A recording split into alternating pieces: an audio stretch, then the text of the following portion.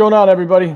It's Joe and Sapphire here with the Bring the Thunder podcast, doing our little, first in a while post-game discussion of a loss. OKC loses 125-111 in Houston. Honestly, just not a good game. We had our guys, some of them played pretty decent, but we just couldn't guard them tonight, which I was pretty surprised about because in our game preview, I actually said that Sengun might have been a bit overrated, but he showed up tonight for sure with nice 31 points, and we couldn't guard Jalen Green either. He's been kind of hot lately. He finished with 34. Amin Thompson did his thing with 16, 8, and 6. Played great defense. So yeah, really, really rough game all around. Yeah. Shea goes for 22. Very unlike him. I guess we could start by focusing on some positives. J-Dub and Chet looked pretty solid tonight.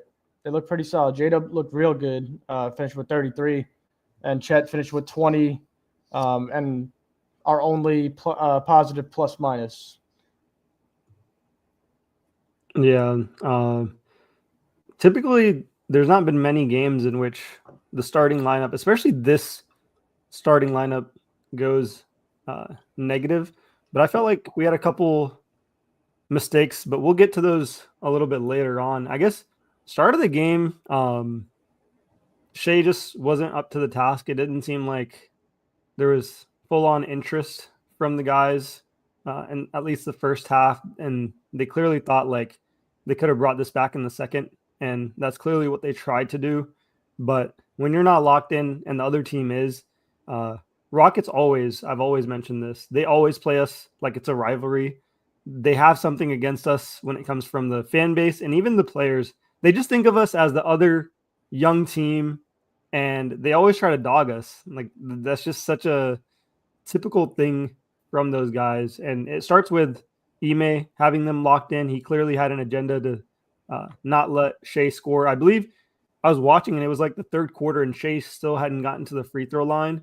And if he's not getting to the free throw line, we're having a bunch of turnovers in the first half.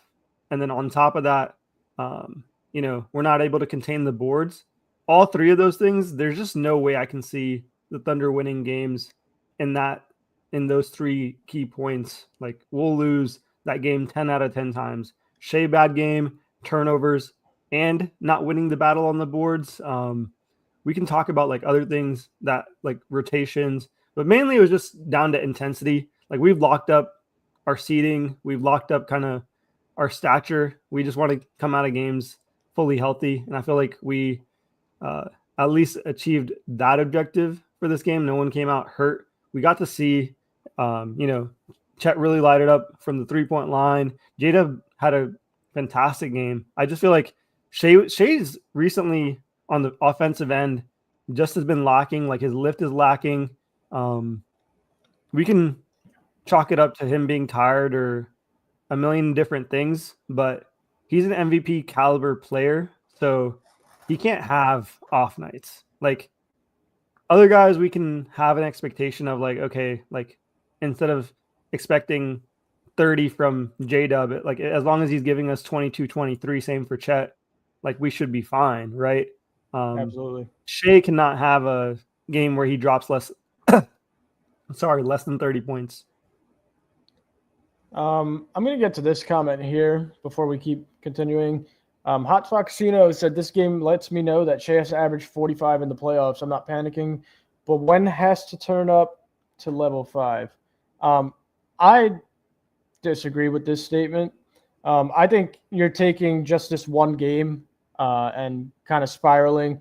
I would like to remind you that, 13th loss this season. It's it's the end of the year. We have a week left. We didn't lose this game because Shea had 22 points. We lost this game because we got killed on the boards. Our defensive energy was not there, which it normally is night in and night out. It wasn't there tonight. We lost the turnover battle. And most importantly to me, our bench did nada tonight. Not a single thing. Aaron Wiggins had 8 points, but he was 2 for 6. Cason Wallace, 1 for 7, 2 points. Caruso, 2 points, 0 for 4. Kenrich, 3 points, 1 for 3. You're not going to win games with that bench production, especially on the opposing team's bench. You got Jabari Smith coming in, having 9 points, but he had 17 rebounds. That's an insane amount of rebounds for Jabari Smith. So no, Shea doesn't have to average 45 for this team to win. They need to be excellent defensively, and they need to win or make it respectable on the battle of the boards, and they need to score off of turnovers. That's how OKC plays. Shea does not need 45 in the playoffs to win. It'd be nice for him to score 45, but don't start panicking over this game for sure. Yeah, I also want to touch on another key aspect of this game. When Shea's not getting to the free throw line, as a team, we only got to the free throw line 15 times total, and I believe Shea only got there for 1 or 2 sets of free throws. He shot 2 free throws tonight. Yeah, so when he's not, people don't realize if he's not getting to the line, we'd be so far in the deficit when it comes to free throws as a team that it's actually ridiculous. There'd probably be a league investigation, or should be a league investigation, if he's not having that type of impact. And that's what we saw. So that was the fourth thing that I noticed, where it's there was a culmination of things that we I guess did poorly, but it was still crazy. There's moments where we made the run, got it within 10 in the third and the fourth. So I was still impressed with how all the 4 things that I would think that need to go extremely poorly for us to lose by 20 or 10 or whatever, they happened, but we had chances to literally come back into this game. It was a great point out as well. Our bench unit didn't do much. Theirs honestly didn't do much as well. It was just their starters that were really locked in. Şengün was killing us. Now, since we've kind of talked a little bit more about it, I want to talk about the staggering of the bigs. If we're going to start them, then just start them, especially against teams like this.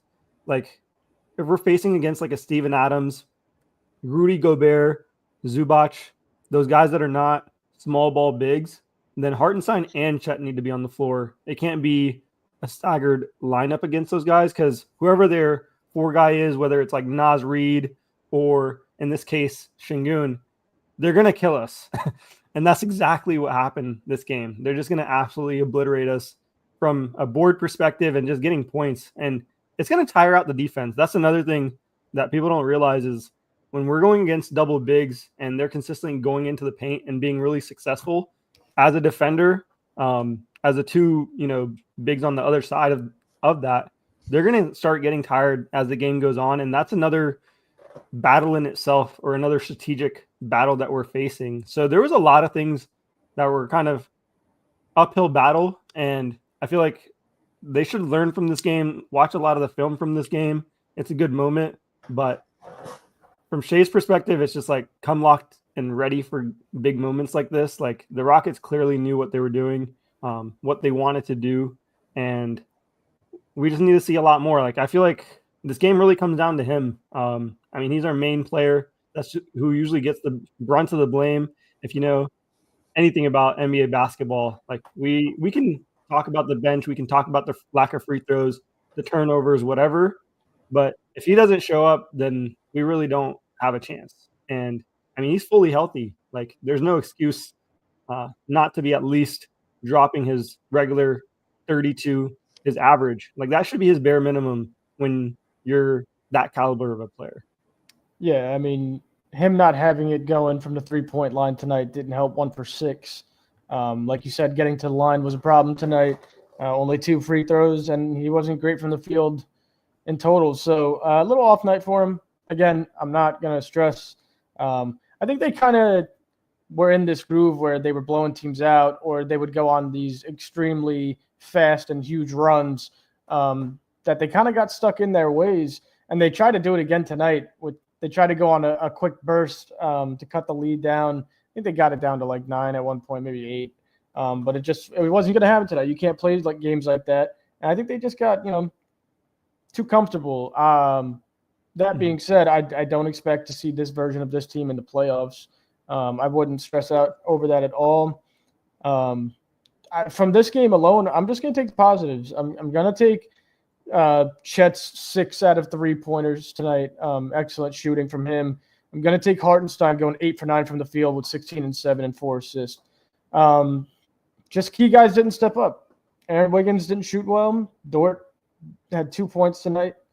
Yeah, usually he's a big game guy. Even I thought he was going to step it up in the second half. Like when I noticed he only had 2 points, I was like, all right, at some point he's going to get engaged into this game and, drum up some points. But I mean, 0 for 4, that's like the worst. There was a lot of worst case scenarios when it came to this game of culmination of things. And Lou Dort was another piece of this puzzle as to why we lost. Yeah, I'm not going to put this comment up. I'll just read it out loud. Opinions on Chet Holmgren in this game. I feel like he looked a lot more confident and aggressive. Yeah, like I was just saying, this guy has definitely made a second-year leap. He's going to have games where he doesn't score that many points because there's games where we don't need him to score that many points. There's games that the game plan just isn't through Chet. And there will be games that he does score a lot of points, like the game against Boston. We had to run through Chet. He looked real aggressive tonight. When he gets the ball, he's not second-guessing his shot. He's driving to the rim. And he's, we all know he's an excellent defender. So I have no worries about Chet. I have no worries about Shea. J-Dub looked great. Hartenstein looked great. They just have to. Hartenstein was fantastic for us this game. They Defensive, just have to, offensive. He's like, what you're going to get out of him. And he sets a pretty good bar. He might be our most what am I looking for here? Consistent guy. But where was I getting? They just have to pick up their intensity again. That's really all they have to do. It wasn't there tonight. 125 points is too much.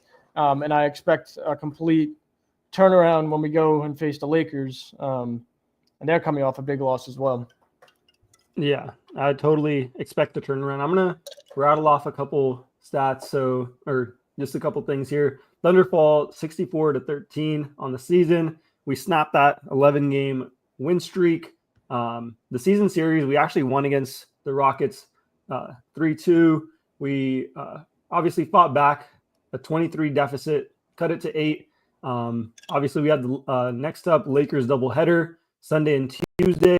This was a career high for Chet in 3-pointers made with the 6. And then Shea also scored his 70th 20-plus point per game. That actually surpasses Michael Jordan in the modern era. So congrats to him. Obviously not in the type of game or in a loss that we would want to see a stat like that, but it's still impressive that he's got 70 straight 20-plus games. And I think the next closest guy is it's like a 50 differential between him and the next closest guy. So yeah. I'm also seeing a lot of comments about, this game worrying you people and all that. Just don't let it. Don't let it. We've seen this team beat the top of the top. We've swept Boston.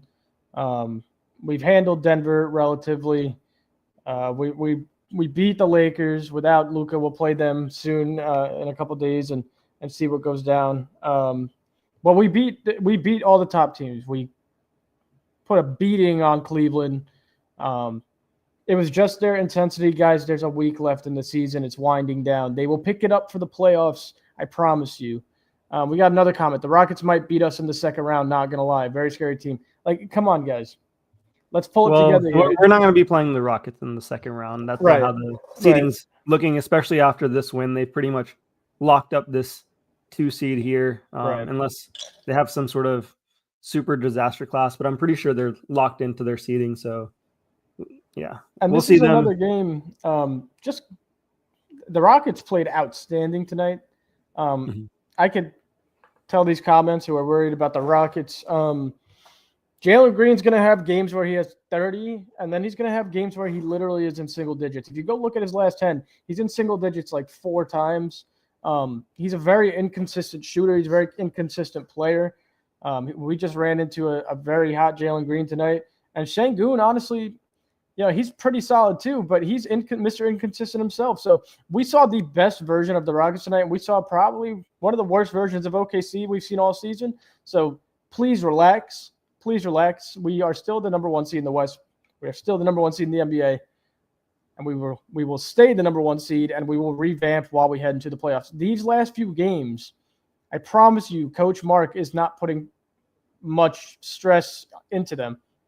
As much as you want us to go in and beat Houston by 30 on their home court, we're not gonna do that right now. We're gonna ride these last few games out, and then we're gonna revamp and see who we face in the first round. Yeah. Also, this is a game where if this was in the playoffs type of scenario, like he'd put Shea back in a lot more minutes. There's a lot of things in terms of rotation wise that Mark would have taken a lot more seriously or made in-game adjustments. Whereas if you watch throughout the game, he pretty much stuck to his normal rotation for this type of lineup, and he didn't really have any variance for it. Also, This was a return game for Aaron Wiggins as well. Right. And Isaiah Joe wasn't in. There's a lot of factors into tonight's game. Again, I'd love to put your comments on, but I'm just going to read them out. This one says, I think we should start the Wallace guy over Lou Dort. Okay, Cason Wallace is his name. Wallace is the better player and has more potential. Lou Dort is the best on-ball defender in the NBA. He will lock down every number 1 in the league for us, and he has for the last couple years. We have to start Lou Dort. He's one of our better players. Wallace is great, but Lou is definitely much better as of right now. We can put this one up. Sapper, you can go ahead and answer that one. Yeah. With AJ, he's still ramping up. He's game to game. He should be here shortly. I think his reevaluation was 2 days ago. We already kind of saw him ramping in practice. It should be any time now that we get him back. Maybe for the second leg of this Lakers game that we have coming up. Yeah, no problems there. Like, we don't know if there's any, I guess, updates in terms of delays or anything like that. But for now, like, he should be coming back here pretty soon. So no worries at all. We'll see some AJ minutes. I know everyone's all in the group chats everywhere, IG, Twitter, everyone's asking about AJ. So we're definitely looking forward to having him back. Yeah. I guess now after, there's not much more to talk about with this game. Off shooting night, intensity wasn't there. We lost the game. Simple. We can look forward we can look forward to these next few games coming up. We got the Lakers back to back here, Sunday and then Tuesday. It bothers me so much that Sunday is not an ABC game. It's at 3:30 on Sunday. March Madness is tomorrow and Monday. There's nothing going on. I don't know why we're not an ABC game. We are an NBA TV game. But, I'd like to take one of these games. I wouldn't mind losing one either. I don't expect us to be playing our hearts out in these games at all. I really don't. There are the game plan for this, from a Lakers perspective, seeding wise, they need, from a schedule and seeding wise, they need to get the first game. Otherwise, they're gonna have to go all out in the second game and then go head to Dallas, which is gonna be a really emotional game back for Luka, and anything can happen with AD super ramped up. So it's like, right, that first Lakers game, we're gonna probably see the best punch the Lakers have for the season, because their seeding really relies on this. It could be the difference between them getting into the play-in situation, 8 seed. There's a lot of detriment that can come from them losing a back-to-back or having to, play LeBron 40 plus minutes and then head into Dallas as well. So that first game is the one that I'm going to be looking at. And I know probably Mark's understanding of that scenario. So we're going to be seeing probably some good minutes from our starting lineup to try to lock that win down. Also, I wanted to mention something else that came to my mind about this loss. This is one of our, I would consider, legit losses without, we actually had both of our centers for this. The other couple losses that we've had throughout the season, except for maybe the early ones where we were missing a Chet or a Hartenstein or both in some cases. So this was a unique game where even with a healthy lineup, we lost, and we saw, I guess, obviously the worst version of ourselves and the best version of the other team. I think that's the best way to summarize it. We got the best punch out of these Rockets, but I feel like we get that from them every single time. Every game. Yeah, especially if you're not locked in. I just think that comes down to coaching. Like Ime has these guys playing super hard. Even if you look at a Nets team, like they may lose a lot of games, but every game they play hard. So those types of teams are really the Nets dangerous. are actually really fun to watch. I've watched a lot of the games this season. They're super I'm not going to go on a tangent about the Nets, don't worry, but they're super fun to watch. They play hard every night, similar to Houston. Exactly. And then there's obviously other teams where it's like we know they may take a night off depending on if you're playing them. So this is one of those teams, especially going into their house, like you can't play like this. So right. No. I was gonna go quickly over this comment. I'm not gonna get too in depth. I think we split the series or this back-to-back against the Lakers. Well, I hope we do.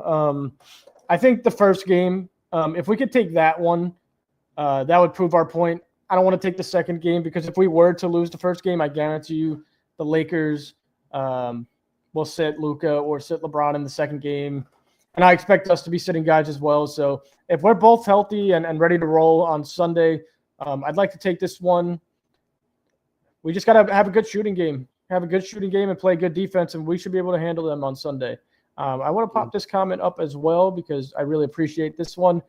Thunder up to you, and we're here every day, every game, every post game. We're live, and we have episodes that are released every Friday at 3 p.m. Central. So, welcome to the family, by the way. Thank you for the comment. Yeah, we got another comment here. If we split, the media will not take us serious. I think that'll be the narrative. Maybe not so much if we split, but definitely that first game. I think that's the one we'll really be looking at. I doubt that they rest any of their guys for that first one, or if they lose that first one, they'll probably not rest any of the guys for the second one. And we can still take a second game, even if we're resting guys like Shea, J-Dub, or Chet. I can see one of the starters being rested for that second leg of the back-to-back. Most likely, if I had to guess, it'll probably be Shea. I was thinking Shea. Shea hasn't gotten rest in a while. They've been alternating J-Dub and Chet for a while now. They'll be resting somebody. They'll be resting at least one starter in that second game for sure. Remember we beat Denver. Okay, yeah, I mean, we could pop this one up as well. Remember when we beat Denver, then lost to Denver, and the media questioned if we could win a 7-game series.